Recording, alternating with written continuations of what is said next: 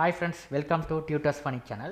இன்றைக்கி நம்ம சேனலில் நாங்கள் பார்க்க போகிற விஷயம் வந்து ஃபோட்டோஷாப்பில் வந்து இந்த மாதிரி ஒரு சிம்பிள் ஃப்ரேம் டிசைன் ஒன்று எப்படி செய்கிறேன்னு சொல்லி தான் பார்க்க போகிறோம். இப்போ இந்த மாதிரி ஒரு பிள்ளையார் ஃப்ரேம் டிசைன் ஒன்று இப்போ பார்த்தீங்கன்னா இந்த டிசைன் வந்து நான் ஒரு வெரி சிம்பிளாக தான் செஞ்சுருக்கேங்க. ஒரு 10 நிமிஷம் தான் போயிடுச்சு இந்த டிசைன் செய்கிறதுக்கு வந்து. அது எப்படின்றத இன்றைக்கான வீடியோவில் பார்ப்போம். இப்போ ஃபர்ஸ்ட் இதுக்கு நான் என்ன பண்ண போகிறேன்னா, இதுக்கு தேவையான ஃபோட்டோஸ் வந்து நீங்கள் எடுக்கணும், ரைட்?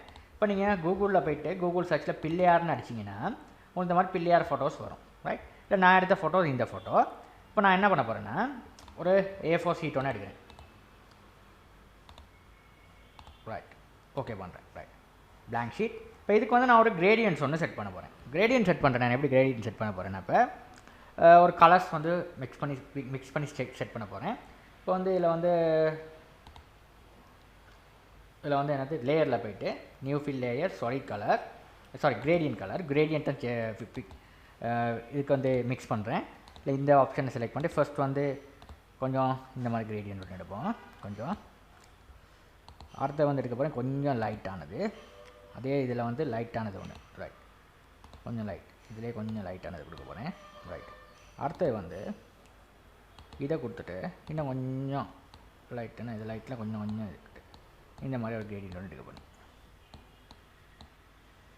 ரைட்? இவ்வளோ தான் விஷயம். ஓகே, இவ்வளோ தான் கொடுக்க போகிறேன், ரைட்?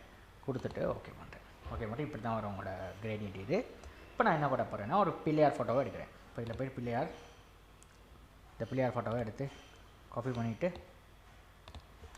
இதில் போய் நியூவில் போய்ட்டு ஓகே பண்ணிட்டு Ctrl+V அடித்து பேஸ்ட் பண்ண இந்த மாதிரி வந்துடும். இதை நீங்கள் எப்படி வெட்டி எடுக்க போகிறீங்கன்னா இதில் போய்ட்டு நீங்கள் இதில் போய்ட்டு கொடுத்துட்டு delete கீயை ப்ரெஸ் பண்ண அந்த மாதிரி வெட்டிடும். இதில் போய்ட்டு நீங்கள் இது வந்து மேஜிக் கான்டூரில் செலக்ட் பண்ணிட்டு இதை வெட்டிட்டு வந்த மாதிரி வெட்டிட்டு அந்த மாதிரி பின்னுக்கு பேக்ரவுண்ட் வராது. இப்போ இதில் போய்ட்டு நீங்கள் ரிமூவ் பண்ணிக்கலாம். இதெல்லாம் ரிமூவ் பண்ணி போட்டுருங்க, ரைட்? ரிமூவ் பண்ணி போட்டு செலக்ட் பண்ணி ஏன்னா ஒரு கலர் மட்டும் தான் இருக்குது. அப்போ அந்த மேஜிக் கான்டூரில் செலக்ட் பண்ணிவிட்டு delete கீயை ப்ரெஸ் பண்ணி இதெல்லாம் delete பண்ணிடுங்க, ரைட்? delete பண்ணிட்டு இதுகளையும் கொஞ்சம் எப்படி இந்த மாதிரி delete பண்ணிக்கோங்க, ரைட்?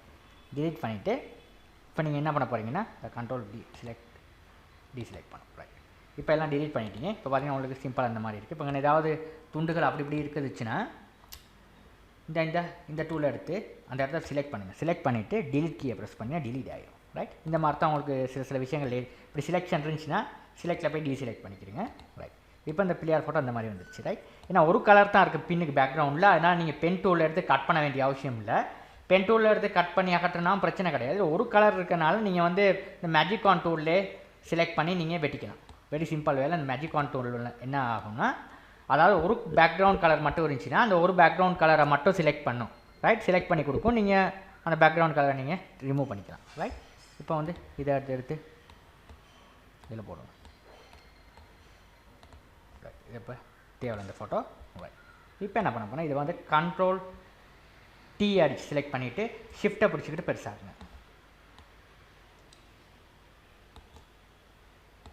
பிடிச்சிட்டு என்டர் கீயை ப்ரெஸ் பண்ண அப்படி வரும்.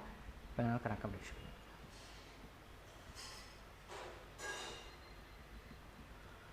இப்போ என்ன பண்ண போகிறேன்னா இன்னொரு காப்பி எடுக்க போகிறேன். இதில் செலக்ட் பண்ணிவிட்டு இது கீழே போடுறேன். ஒரு காப்பி வந்துடுச்சு. இப்போ என்ன பண்ண போகிறேன், இதில் போய்ட்டு ஓவர்லே கொடுத்தா அப்படி வந்துடும். பார்த்தீங்கன்னா நல்லா கலர்ஃபுல்லாக வந்துடுச்சு இந்த ஃபோட்டோ. ஓவர்லே கொடுத்தா இதில் ஒரு காப்பி ஒன்று எடுத்துகிட்டு ஓவர்லே கொடுத்தா கலர்ஃபுல்லாக வந்துடுச்சு. இப்போ இந்த கலரில் வந்து கொஞ்சம் ஓவர்லேயே குறைங்க, ஒரு 30% மாதிரி வச்சுக்கிறீங்க, ரைட்? இந்த மாதிரி செஞ்சுக்கிறீங்க, ஓகே? இப்போ என்ன பண்ண போகிறேன்னா இதில் பார்த்தீங்கன்னா இதில் ஆஃப் பண்ணி பார்த்தீங்கன்னா முன்னுக்குள்ளது இப்படி இருக்கும். இப்போ ஓவர்லே ஃபோன் எஃபெக்ட் வந்து இப்படி இருக்கும், ரைட்? சிம்பிள். அடுத்து நம்ம என்ன பண்ண போகிறோம்னா இப்போ இந்த ரெண்டு ஷிஃப்ட்டாக பிடிச்சிக்கிட்டு இந்த ரெண்டு லேயரை செலக்ட் பண்ணிவிட்டு நீங்கள் என்ன பண்ண போகிறீங்கன்னா இது ரெண்டையும் மர்ச் பண்ண போகிறீங்க. மர்ச் பண்ணுறதுக்கு வந்து Ctrl+E ப்ரெஸ் பண்ணிங்கன்னா மர்ச் ஆகிடும் ரெண்டு லேயரும், ரைட்? இப்போ வந்து லேஸாக இருக்கும், ரைட்? ஓகே, இந்த மாதிரி வெளியே செஞ்சு கண்ட்ரோலோட E ப்ரெஸ் பண்ணிங்கன்னா இந்த மாதிரி மர்ச் ஆகிடும், ரைட்? அடுத்து நீங்கள் என்ன பண்ண போகிறீங்கன்னா அடுத்த விஷயம் இப்போ அதில் வந்து கூகுளில் போய்ட்டு நீங்கள் செய்யணுன்னா ஸ்டேடியம் பேக்ரவுண்ட்னு ஒரு இங்கே வந்து ஸ்டேடியம் பேக்ரவுண்ட் அடிங்க.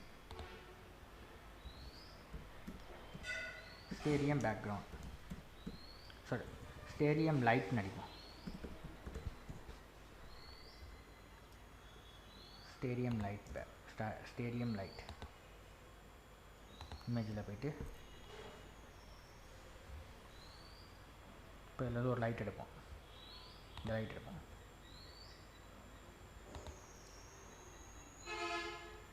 இந்த லைட்டை காப்பி பண்ணிவிட்டு இதில் கொண்டு போய் பேஸ்ட் பண்ணுறேன். இதுதான் லைட். கண்ட்ரோல் T அடித்து இந்த 4 முனையில் ஒரு முனையில் பிடிச்சிக்கிட்டு பெருசாக்குறேன். பிடிச்சது கொஞ்சம் இது இப்படி வளர்ப்போம், வளைச்சி இப்படி பெருசாக்குறேன். ரைட், பெருசாக இந்த மாதிரி வந்துடும். இப்போ அதை என்டர் கீயை ப்ரெஸ் பண்ணி இப்படி இது பண்ணிடுங்க. இது பண்ணிவிட்டு இதை வந்து நீங்கள் ஓவலே போடுங்க. ஓவலே எஃபெக்ட் போட்டால் இந்த மாதிரி வந்துடும். இதில் வேறு ஏதாவது எஃபெக்ட் வந்து சாஃப்ட் லைட் போட்டால் இந்த மாதிரி சாஃப்ட் லைட்டை போட்டுக்குவோம். ஏன்னா சாஃப்ட் லைட் இல்லைன்னா கொஞ்சம் போட்டு பார்ப்போம் எந்த ஆப்ஷன் சரியாக இருக்குன்னு. கலர் டாட்ச் போடும். கலர் டாட்ச் போட்டால் கொஞ்சம் அழகாக இருக்கும். அப்போ எஃபெக்ட்ஸ் இந்த மாதிரி வச்சுருக்கேன். ரைட், உங்களுக்கு இந்த மாதிரி வர்ற மாதிரி செஞ்சுக்கலாம். ரைட், இதை இன்னொரு காப்பி எடுத்துக்கிறேன். இதை அப்படியே செலக்ட் பண்ணி கீழே போட்டிங்கன்னா எல்லையில் இன்னொரு காப்பி வந்துடும். இதை அப்படியே இந்த பக்கத்தை எடுத்துகிட்டு கண்ட்ரோல் T அடிச்சுட்டு ரைட் கிளிக் பண்ணிவிட்டு கிளிப் டு ஹாரிசான்டல் கொடுத்தா இந்த பக்கத்து வந்துடும். இதை நீங்கள் இப்படி வச்சுக்கோங்க. இப்போ 2 காப்பி என்டர் கீயை ப்ரெஸ் பண்ணால் இப்படி வந்துடும். சிம்பிளாக இந்த மாதிரி செஞ்சுக்கலாம். அடுத்து என்ன பண்ண போகிறேன்னா பின்ன ஒரு ஸ்ட்ரக்சர் ஒன்று போட போகிறேன். டெக்ஸ்டர் அதில் போய்ட்டு ஸ்ட்ரக்சர் பேக்ரவுண்ட் பண்ணிவிட்டு காப்பி பண்ணிவிட்டு இதில் போய்ட்டு நீங்கள் இன்னொரு லேயர் ஒன்று போட்டு பேஸ்ட் பண்ணுங்கள்.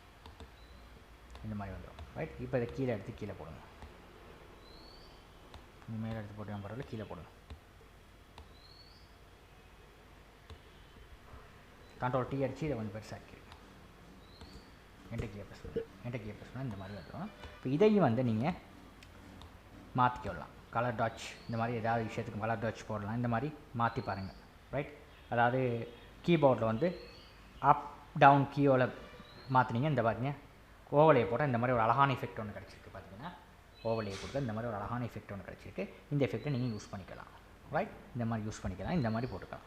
ஓகே, இந்த மாதிரி செஞ்சுக்கிறீங்க. ரைட், இந்த மாதிரி யூஸ் பண்ணிக்கலாம். ஓகே, ரைட், இந்த கலர் ஓவலை எஃபெக்ட் வந்து நீங்கள் யூஸ் பண்ணிக்கிறீங்க. ரைட், இந்த மாதிரி கொடுத்து யூஸ் பண்ணிக்கலாம் நீங்கள். ரைட், இப்போ இவ்வளோ தான் விஷயம் நீங்கள் செய்யணும். செஞ்சு முடிச்சதுக்கு நீங்கள் என்ன பண்ணணும்னா இந்த ஃபோட்டோ பிள்ளையார் ஃபோட்டோவை எடுத்து இன்னொருத்தரம் செலக்ட் பண்ணிவிட்டு இந்த கலரை வந்து இந்த பேக்ரவுண்டுக்கு மேட்ச் பண்ணணும். இது ரொம்ப முக்கியமான விஷயம். எப்படி மேட்ச் பண்ணுறேன்னா பார்த்தீங்கன்னா பேக்ரவுண்டோட மேட்ச் இல்லை. இந்த மாதிரி இது எப்படி இருக்குது, இது எப்படி இருக்குன்னு மேட்ச் இல்லை. மேட்ச் பண்ணுறதுக்கு என்ன பண்ணணும்னா கண்ட்ரோலோட U அடிச்சிங்கன்னா U அண்ட் சேச்சுரேஷன் வரும். இல்லைனா எடிட்டில் போய்ட்டு இமேஜில் போய்ட்டு அட்ஜஸ்ட்மெண்ட் ஹியூ அண்ட் சேச்சுரேஷன் இதில் போய் நீங்கள் மேட்ச் பண்ணலாம். இந்த மாதிரி மேட்ச் பண்ணலாம். பட் இந்த மாதிரி உங்களுக்கு தேவையானாலும் இன்னைக்கு பேக்ரவுண்டுக்கு தகுந்த மாதிரி மேட்ச் பண்ணுங்கள். அப்படின்னா தான் பார்த்தீங்கன்னா சரியாக இருக்கப்போ இந்த மாதிரி மேட்ச் பண்ணிக்கிட்டிங்கன்னா உங்களோட டிசைன் வந்து இந்த மாதிரி குவாலிட்டியாக இருக்கும். ரைட், இது ரொம்ப முக்கியம். இது நிறையா பேருக்கு இந்த விஷயம் வந்து செய்கிறதே இல்லை.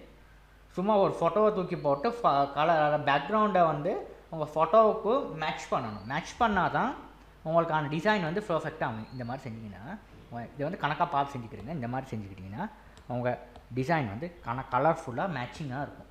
இது தான் உண்மையான ஒரு க்ரியேஷன்ட்டருக்குள்ள ஒரு உண்மையான தகுதி. இதுதான் இந்த மாதிரி தான் செய்யணும். ரைட், இப்போ இதில் வந்து உங்களுக்கு தேவையான ஏதாவது டெக்ஸ்ட்டாக இருந்தால் மேலே டைப் பண்ணிக்கொள்ளலாம். அப்புறம் நீங்கள் தேவையானதை டைப் பண்ணிக்கலாம். நான் டைப் பண்ணலை, இந்த மாதிரி செஞ்சுக்கலாம் உங்களோட வேலைகளை. Right, very simple. இந்த மாதிரி ஒரு டிசைன் கலர்ஃபுல் பேனர் ஒன்று எப்படி செய்கிறதுன்றது. இப்போ இது வேறு பிள்ளையார், இது வேறு பிள்ளையார். ரைட், இந்த மாதிரி செஞ்சு காட்டலாம். ரைட், இந்த வீடியோ உங்களுக்கு பிடிச்சிருக்குன்னு நம்புறேன். பிடிச்சிருந்தா எங்கள் டியூட்டர்ஸ் ஃபனி தமிழ் இந்த சேனலை சப்ஸ்கிரைப் பண்ணிக்கோங்க. தேங்க்யூ ஃபார் வாட்சிங்.